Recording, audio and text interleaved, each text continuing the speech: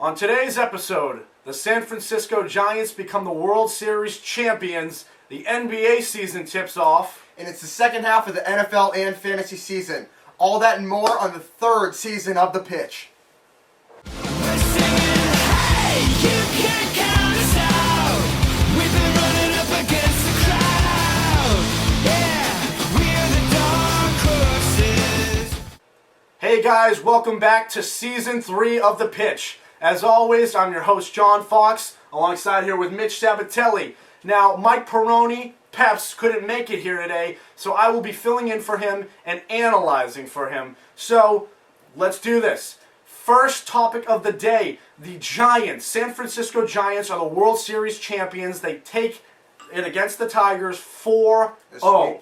Sweep. Now, thoughts on this? Earlier in this year, my World Series prediction was the Tigers over the San Francisco Giants in 6 games. So I got pretty close there, but Giants pulled it off, and it was because of pitching. When you can throw Matt Cain out there, Madison Bumgarner, then Ryan Vogelsong, who came from nowhere with that sick ERA, and then you can throw in Lincecum, who they didn't even end up using there. And then you got Kung Fu Panda, Buster Posey, and of course Sandoval won the MVP of the World Series. I mean, it was just too overpowering. Yeah, I mean, you can't have Verlander pitch every game. And Verlander struggled in that first game and giving up 4 runs. So right after Verlander, when you throw out Fister and Anibal Sanchez, you can't match up against that deep Giants rotation. In my opinion, the best rotation in the game. And ultimately, pitching and defense, and those 2 guys, Posey and Sandoval, along with the midseason pickup of Hunter Pence, I mean, it was too much for the Tigers to handle. It was. I mean, my thoughts are completely, almost the same because the pitching was just lights out. Yeah. And Sandoval, ridiculous. He had 3 home runs in the first game. Yeah, it was right? crazy. Crazy World Series. It was almost like the Giants just went into this with that's what they did. They had no break, and they fought with their backs against the walls the whole time against the Cardinals. And the Tigers, I don't know, maybe the break, maybe them waiting on the Giants to get there, stole the momentum away. And the Giants, they came in hot. The Giants did this all without, Brian Wilson, who was their big hero a few years ago when they lost to the Texas Rangers. Sergio Romo did a great job there. But this is the second year in a row where a team basically comes from nowhere in the NL and wins just basically on pitching. You saw what the Cardinals did, and they ended up losing Pujols, and Carpenter went down with the injury, so everyone thought, oh, well, Cardinals are screwed. They end up coming right back there and get right back into the NL playoffs. And, they really made some noise there, but ultimately it was the Giants taking down that weak division. The Dodgers, who made a few key acquisitions in midseason with Adrian Gonzalez, they didn't quite make it. And Giants took that weak division, and they rode their momentum all the way through the playoffs, and that's what worked for them. True that. All right, well, chances that the Giants repeat next year. Yeah, I'd say the chances are pretty slim. Yeah. Of course, you got that rotation, like I mentioned, the big 4, like I said, the best in the game. Then you could throw Zito out there, who, yeah, he sucks, but anytime you have a future Cy Young winner in the past as your 5th starter, that's a very formidable starting 5 rotation right there. But that offense, especially they might be losing Angel Pagan, who's a free agent this year. Who knows what happens with Pence? You got a few guys there. Of course, Buster Posey and Pablo Sandoval are injury prone. I expect the offense to step back a little bit here, and they aren't that large market team. So if they lose a Pagan, they're not going to go out there and sign a big name bat like a Josh Hamilton or something in the offseason. They just got to stay and hope that they can beat that weak division again in the NL West, and hopefully they can get back in the playoffs and make some noise again, but I don't think the Giants will win next year. All right, well, moving on to the NBA. That's all of the MLB until next year. So, thoughts on, Mitch, your pick in the East and the West? Yeah, you got to like Miami after that run they had last year. Finally, the elephant's off of LeBron James' back as he won his championship. Dwayne Wade's getting a little bit older, but you got to like the chemistry now after 2 years there, back-to-back, Eastern Finals right there for Miami Heat. And now you got LeBron James and Dwayne Wade with perfect chemistry over there, and Spoelstra's finally come into his own as a coach. People are finally trusting Spoelstra. But, I like that Celtics depth. Yeah, they lost Ray Allen, who goes to the Heat, who adds even more depth for Miami. But now the Celtics have some severe depth. They got Avery. They got Avery Bradley, who's going to slide in there and possibly stop Dwight Howard in the playoffs. You got added Courtney Lee, like John said, Jason Terry, Leandro Barbosa. You just got Darko Milicic.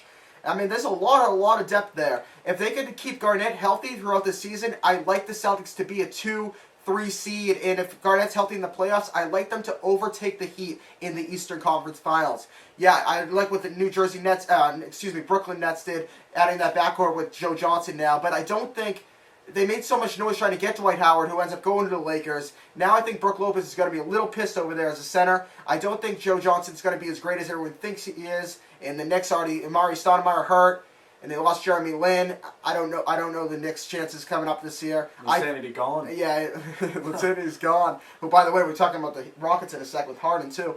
Yeah, I'm thinking it's between the Celtics and Heat, and I think the Celtics aren't going to let the Heat slip by. And as far as the West goes, you know, it comes down to a few teams there. The Spurs would just beat OKC again in the opening game. I don't think the Spurs are going to hold up. I was shocked that they made it that far last year. I think it's going to be OKC versus Lakers. I know Steve Nash just got hurt with an injury. But, I mean, when you're talking about Steve Nash, Kobe Bryant, Metta World Peace, Pau Gasol, Andrew Bynum. It's just a ridiculous and you got lineup. Antoine Jameson as your sixth man going against OKC. And, you know, losing James Harden is going to hurt them. But the one thing with James Harden is too much similar as Russell Westbrook and Kevin Durant. Now you can slide Kevin Martin in there, who's been in a reserve role in the past. He can kind of slip back, hit some knockdown threes, add another veteran leader in there. I like OKC, but I'm actually going to go with a surprise here. I'm going to take the Celtics and the Lakers in the finals. Oof. Bold prediction there.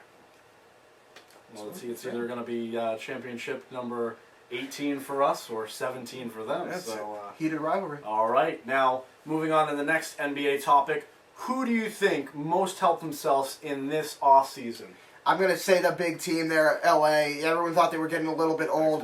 Acquisition of Dwight Howard. Obviously Dwight Howard bolsters any starting lineup. In my opinion, I will take Dwight Howard as the second best player in the game. I'm sorry, Kevin Durant. But when healthy, there's not a more dominant player in the front court at all. You can throw LeBron James. I'll put LeBron James at 1. I'm going to take Dwight Howard as the biggest game changer at number 2. And then you can throw Kobe Bryant out there. Now, it's going to change Kobe's game now. He's never really had a real dominant big man since Shaq left. Yeah, Andrew Bynum's been real good, but, you know, he's injury prone. And Pau Gasol isn't that big strength guy down low. You know, I think this is a big move. Everyone's saying, oh, Andrew Bynum's pretty good. Dwight Howard is 100 times better when he's healthy. I really like that move. I think it's going to be great having Steve Nash there in the backcourt. In the past couple of years, you know, Kobe Bryant's been double teamed, maybe triple teamed. Now having Steve Nash back there, you know, that's going to alleviate some pressure over there. You're going to have Steve Nash draining threes. Kobe's going to have single coverage, double coverage. Then, of course, you got Pau Gasol. Metta World Peace can lock down any other guy he's playing against defensively. And Dwight Howard, the best defensive player down low. I mean, that's just too deep right now. Just even thinking about it, like, even before just Dwight too Howard, dominant. yeah, it's like a fantasy team. Right, like right. it's just ridiculous. Everyone's beyond comparing all belief. to that team back in like 2002. People I saying think Steve Nash when getting they older. had Gary Payton along with Karl Malone, Shaquille O'Neal in his prime, and Kobe Bryant. But you know that you had that feud with Bryant and Shaq, and then Malone and Payton were a little too old. I think this team might be better, and yeah, even if Steve Nash goes down, even if Kobe Bryant goes down, they have enough pieces that's going to carry them through the regular season. As long as most of them are healthy, and not even all of them, as long as most of them are healthy when it comes to postseason, I think they'll be able to overtake OKC and the Spurs, Dallas, whatever you want to take them. All right, now moving on to the NFL. Right. Now, thoughts on the season thus far, Mitch? You know, I think the biggest shocker is definitely Atlanta. What Matty Ice is doing over there for the Atlanta Falcons offense. When you throw Julio Jones there alongside Roddy White, the best wide receiver tandem in the game right now. And Tony Gonzalez, he's getting targeted like close to 20 times a game. A couple of games ago, he had like 13 catches. I think 15 another week. You know, he's getting older, but he's really still producing there for Atlanta, and I think part of it is because Roddy White and Julio Jones is opening it up for him. You got Michael Turner, who's a little bit older there, but that defense is also really sturdy back there. I really like Atlanta. I don't think they will go undefeated. They won't go even 16-0, I don't think. But I do think that's the biggest shocker. Also, the Chicago Bears defense. I think now that they're 6-1, I think they might have a chance to win the North. And with that defense, Charles Tillman, Lance Briggs, of course Peppers, you know, they're all stepping up. And everyone thought the big acquisition with Brandon Marshall was going to put Chicago possibly to contend with the Packers. It's really been that defense that's stepped up. I think that's a big shocker as well. And also, I think, you know, Houston still being as good as they were last year. and possibly I thought the Ravens were going to be a little bit more dominant. They are. That's a little bit cool. And same Detroit, the opposite. I thought they were going to be a little bit better. Throwing in to add on to the topic of shockers, do you think, I mean, I know still with all of last year's like bounty scandals and stuff like that for the Saints, do you think that's a shocker? I would actually say yes. I mean, I still wouldn't have expected them to be this just loosely just managed, coached, or whatever. They're I think there's been a real underappreciated coach in this league, and I think that is Sean Payton. I think when he was suspended for this year, I think that's put a huge amount of pressure on Drew Brees, who just signed that contract. And everyone says how Belichick might be the best coach. I actually thought it was Sean Payton, and I think losing Sean Payton really hurt that defense. And I think that is the reason why, as along with losing Robert Meacham, I thought it was a huge loss for them. And I think Drew Brees has a little bit too much pressure down there. With all that off the field stuff in the offseason, it's not a huge shocker to me. But with all that talent, you got to expect a little bit more than that. All right, moving on. Who do you like in the AFC and the NFC in the second half? I thought it was going to be either the Patriots versus the Eagles, which was a bad call. Patriots versus the Eagles or the Falcons, and Michael Vick is just having tremendous trouble this year. It's not a shocker because he does throw picks. I mean, they're actually talking about benching him for Foles, which is huge. But I'm still going to go with the Patriots in the AFC, and that might be a homer pick, but I don't think the Ravens are going to hold up. Pittsburgh, you've seen some weaknesses with them, and also I think Houston. They have injury-prone problems with Matt Schaub, Aaron Foster, and Andre Johnson. If they are healthy, I think they might be able to overtake the Patriots, but I don't see them being all healthy as they come into the playoffs here. I think one of them will go down like they usually do. I'm going to say it's going to be Patriots versus the Falcons, who finally get over that first game hump with Matt Ryan. I think he's really developed into something special here. I think he's going to be dominating throughout the rest of the regular season. And they have their eye on the playoffs, not the undefeated season, and that's what they should be doing. I think he's finally going to make a name for himself in these playoffs. So you'd say Patriots, Falcons. That's what I'm going to say. I know it's way too early, but who do you think would win that matchup? I do not think Tom Brady will let another Super Bowl go by him. I will say the Patriots win that. All right. Well, moving on, our over and under section. All right, first topic in this. Right in here. Falcons win 15 games, over under. I'm actually going to say they're going to go 13-3. I think they've already made a statement that they want to make the playoffs more than the undefeated season, like I just mentioned. I think that's the right mentality to take right now, and I think they're going to end up, similar to what happened last year with the Colts when they were losing all those games and they finally won, as well as the Packers. I think that's going to be the same kind of thing with the Falcons. Nobody's going to have that same amount of dominant offense as the Patriots did in 2007. I don't think they have that same kind of offense as they did. And that defense isn't as great as it has been on paper. As the next couple of games go, that's going to be a huge test for Atlanta in the second half, is that defense. But no, I don't think they're going to win 15 games. All right. Never mind 16. All right. I mean, it's the Falcons have always, underachieved when they get into the playoffs. Right. So it's time to step it up, and with them playing as good as they are right now, I mean, it's still a little too early, I think, to predict anything. You got to kind of get more down the line. But moving on, Eagles make the playoffs. I think there's too much controversy right now with the whole Michael Vick thing. I mean, we're going to see in the second half. They had a great second half last year. This is the end of the line for Andy Reid. This is the end of the line for Andy Reid. Definitely, especially if they don't make the playoffs again. This might be the end of the line for Vic in his career as well if he gets benched for Foles, who might be... I mean, nobody's heard of Foles here. I'm going to say the Eagles don't make the playoffs, and I think that I'm going to make a shocker there. I think the Dallas Cowboys will make the playoffs coming up here. They won't stay in it for long with Tony Romo there. So. Yeah, no, they won't. All right, moving on. The Bears win the North. I'm going to say no here. I know what I just said about that Bears defense. I don't think I can trust Cutler in the second half. Something's going to happen. He's going to have a few off games. The Bears' defenses can't be this dominant. And, on paper, they have some good guys, but across the board, they're not going to put up the same kind of production that they've had. I'm going to say that the Packers hold on to win the North. I think Rodgers had a little bit of slip-ups at the beginning. I think he's going to cruise, similar to Tom Brady in the AFC. I think the Packers will win the North. All right, moving on to games of the week. First game, Minnesota at Seattle. It's very tough to go into Washington and play against that 12th man that they call in Seattle. It's extremely hard. You know, Minnesota's showing some things with 4 wins here with Ponder and Russell Harvin. Wilson. Russell Wilson, yeah. Really, he's solid. really sticking it in there, though. I mean, you know. But the Seattle has a real good defense, really unappreciated defense. You look at Thomas, you look at a few other guys, Chancellor, a few, Richard Sherman, who's really been a problem on Twitter here. He's changing his name to like Optimus Prime, which is kind of stupid. But they got some solid guys in the defense there. If you were Optimus Prime, I'm pretty sure you would lock up the Super Bowl. Yeah, I'm going to go with Seattle here. I think it's going to be a defensive match. I'm going to say Seattle 17-10. All right, moving on. Dallas at Atlanta, just like you were talking about. Yeah. You're gonna take. I think Atlanta Dallas. here. I think Dallas is going to have a good, solid second half, but I don't think Atlanta's going to lose here. I think they've been too solid. This is a big game for Tony Romo to finally step up. It's also a big game for Pruitt and Matt Ryan that he can play against another just as good offense on the other side when healthy and when playing productive.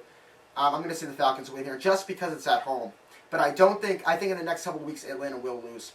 All right, and the final game of the week, Pittsburgh at the Giants. That is the game. This is the game of the week. But the problem is, I think this is a lock for the Giants to win. I'm not just saying that just because of the team, but also because Pittsburgh has to go into the New York Giants with this whole Hurricane Sandy thing. They actually don't have a hotel to stay at. They have to fly into the game and then take their team and right after the game fly back out because there's not enough hotels with the whole New York tragedy. So I'm going to go with the New York Giants. I think they're going to be more prepared.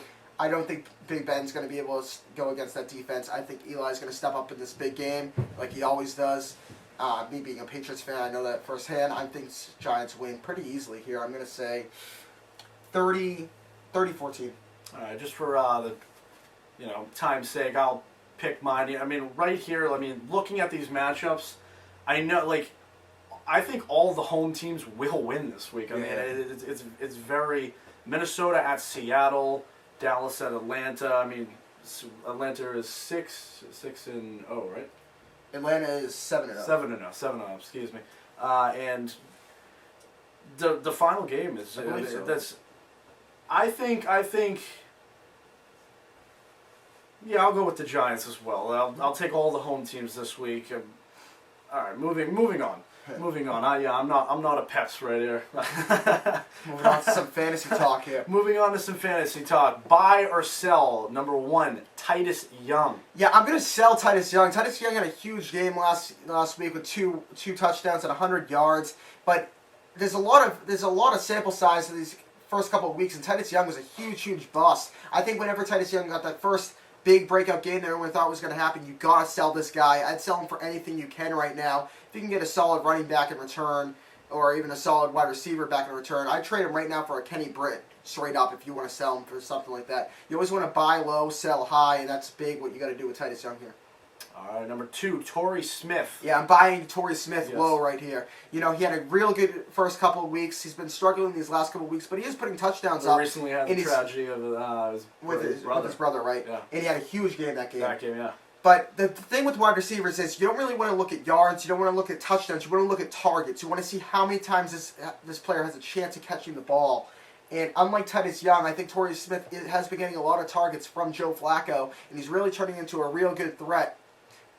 Maybe not this week, but I do think, because of these last couple of weeks, so Torrey Smith not playing as well as he did in the first couple of weeks, I will go out and get Torrey Smith. All right, 3, Josh Gordon. I'm going to hold on to Josh Gordon. I'm not selling or buying. I think this guy is going to be pretty good going forward. If you think he's going to put up, get a 250-yard catches a game, you're crazy. But he has a chance to be a solid flex player going forward. He might get similar like a Torrey Smith last year, maybe a one catch, 50 yards, maybe a touchdown here and there. I think it's a solid play going forward. All right, 4, Chris Johnson. Yeah, I'm going to sell Chris Johnson. He's had a couple good weeks recently. I will sell him for anything if possible. If you could trade Chris Johnson straight up for like an Alfred Morris, I'd do that. Maybe a wide receiver, trade him for maybe a. I think that's a maybe little shocking. Julio Jones there. I would hold on to Chris Johnson. You would hold on to Chris Johnson? Early in the season, he was horrible. I mean, Right. especially against the Patriots. The thing is, all these defenses are just gearing up on Chris Johnson, and now with Kenny Britt struggling and not doing too well, I think Chris Johnson's going to get a lot. He's going to get a lot of touches for you. Matt Hasselbeck is still decent. He can still do something somewhat, Yeah. but it's not much of a threat. I mean, so That's when kind you of, have Chris Johnson, I mean, it narrows down what's going to happen most of the time. Yeah. So, all right, moving on, number 5, Andrew Luck. I'm gonna hold on to Andrew Luck a little bit. He had a couple good weeks early, but I think his value's dipped a little bit here, so I'm not gonna sell him right now. I'm definitely taking RG3 as the fantasy rookie going forward, even with his injury risk. But Andrew Luck, I think he might have a chance for a real good career. But as far as this season goes, I'm selling Reggie Wayne on that team, and I'm holding on to Andrew Luck unless you can get some real good value in return. All right, and for the final, we were talking about Michael Vick. Yeah, I guess you might have to hold on to this guy. You're definitely not buying Michael Vick when he's projected to be benched, unless you could just get a huge scrub you just picked up off the waiver wire. But you can't really sell Michael Vick right now unless the guy you're trading him for doesn't know much about NFL, because if they haven't been paying attention, maybe you might be able to scam another player in your league. But I don't think Michael Vick's fantasy value is completely out of the window now. Yeah. All right, moving on. What do you think was the ad of the week?